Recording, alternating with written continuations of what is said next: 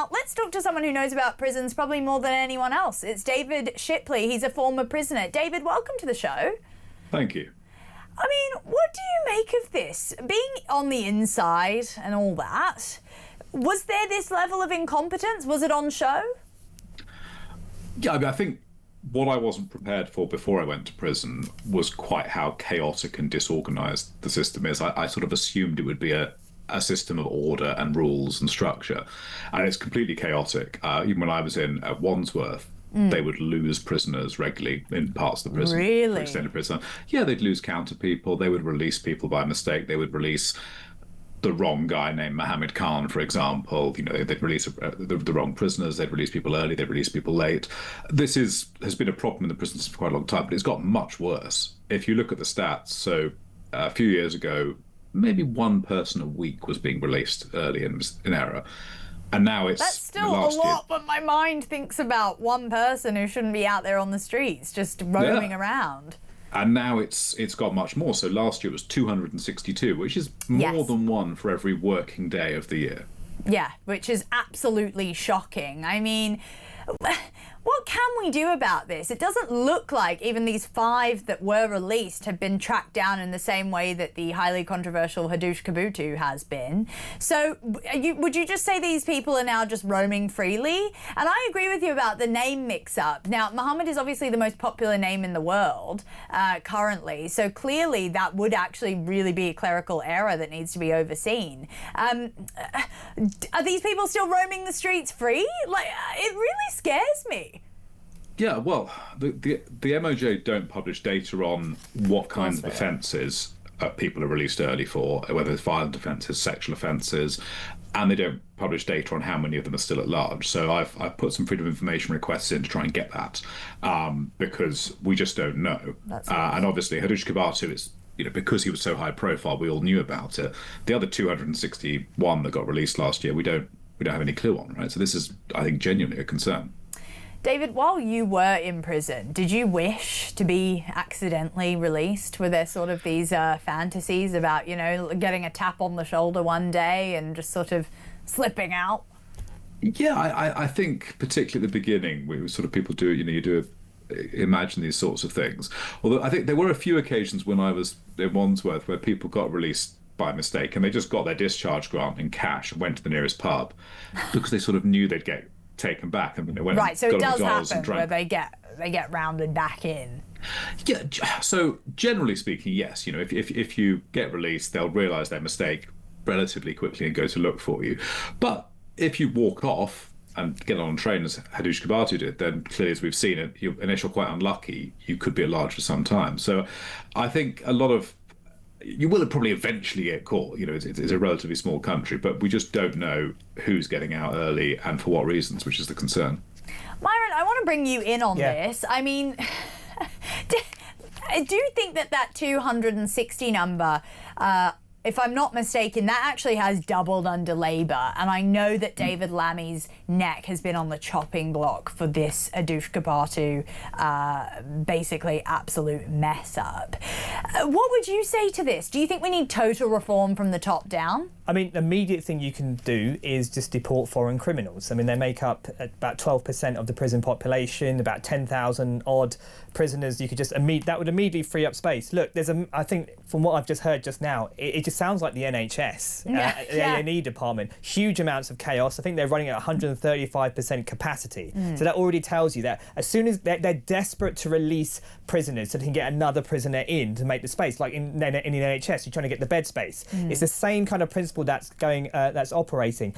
It's the same old thing, I'm afraid. You're going to need some kind of, if you're not going to prepare to make Nightingale type prisons in a few days, I mean, look, which is what Reform is proposing, isn't it? Yeah, I think this sort of thing needs to happen. What COVID showed us is you can lock down a nation. Remember there's the secret email that got sent off to the Taliban, and so he smuggled in 27,000 people undercover without the media knowing. The state is capable of doing amazing, phenomenal things at short notice, and the prison situation is a national emergency. The border crisis is a national emergency. It's time we start exercising those powers and just thinking out of the box and taking real radical measures. Yeah, I agree. I think that when you think about at the HMP Chelmsford, where obviously Hadouch Kebatu is being held, apparently the average sort of experience of anyone working there was less than 2 years, which shows you that the prison system is really at breaking point. I mean, was there any glimmer of hope while you were in there to say that, okay, this system's working, you know, they're working on reforms for the people in there, you know, they're not just letting people out? Or was it really, really shambolic during your time on the inside? Yeah, and I think what's really disappointing and concerning about the prison system is it's in theory should be protecting the public, rehabilitating people, and, you know, and also sort of punishing. And it doesn't really do any of those things particularly well. You know, if we really wanted to punish people, we'd get them breaking rocks and doing hard labour. Instead, we just lock people in cells for 22 hours a day. It doesn't really keep the public safe because we release people pretty quickly, and because we've done nothing to reduce their chances of reoffending and often got them addicted to more drugs, they go and do more crime. And we're not doing any rehabilitation because the system's so broken. So it's just bad across the board. And I think the NHS comparison is quite apt, actually, because it's this big, lumbering, chaotic, not very well run, very expensive system. You know, it costs £55,000 a year per prison space, which is a crazy amount of money. And it's hugely wasteful. So I think the whole system is bad, but the big problem really with the prison service is the management. The middle and senior management of the whole prison service are, in aggregate, really bad, very, very poor at taking responsibility, very quick to point the blame elsewhere, and very unreflective and unwilling to accept their own weaknesses.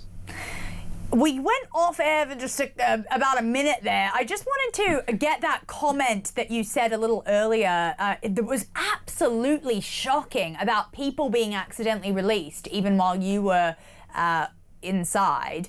How many people did you again think that had been sort of accidentally released out of prison because of name errors, because of this and that, because of paperwork, which is what happened with Hadush Kebatu? How many people was that? At Wandsworth, I certainly remember being aware of 3 or 4 in my time there, hearing about them. I think I would say with Kebatu as well, he's an unusual one. There is something quite peculiar about his release. Mostly when people get released by mistake, they were supposed to be getting released. They've just been sent out a few days earlier or a week earlier. Someone's missed, there's an extra sentence on their record or something like that. Right. Kebatu had a transfer papers. So he was being transferred. He had no release paperwork at all that had been generated. And he walked, I understand, into the reception at Chelmsford with this transfer paperwork and was somehow released within an hour or so.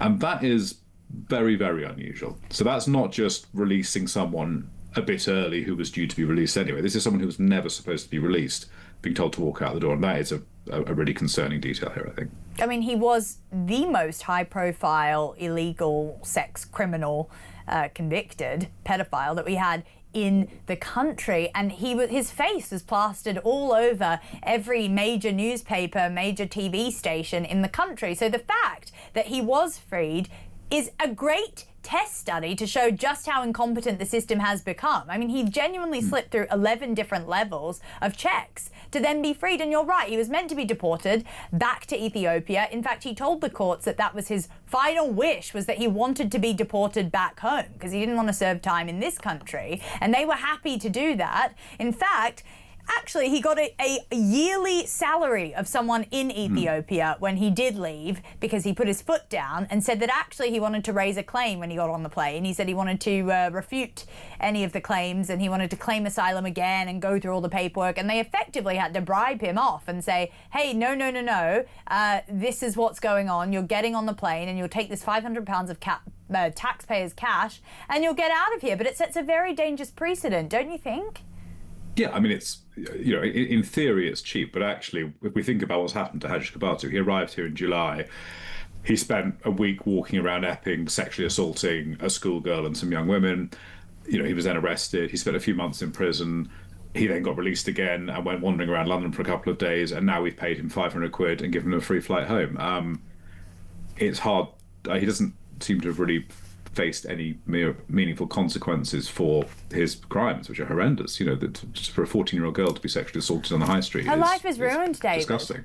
Yeah, it really is. You're right. I mean, you're a British citizen. Did you get offered £500 when you got out of prison? No, I got I think a £42 something discharge Right. grant, which at the time. So, but now it's £89. Yes, he got that too, actually. He got that amount of, I think that's where he got the money for his avocado tote bag that has now become infamous because he was parading Well, no, I around. understand he actually had quite a bit of money when he was arrested, which is an interesting detail. So, which they gave back to him. So it wasn't that they gave him £90. It was that he had quite a bit of cash when he was originally arrested. Where that came from, we don't know. Yeah, well, who knows? He had enough cash to get across the channel illegally. We know that much. So, honestly, David, thank you so much. You offer such a great insight into what it's really like in the disorganised prison system of this country. That's David Shipley. He's a former prisoner and a great speaker on this sort of thing. I mean, it really is at breaking point.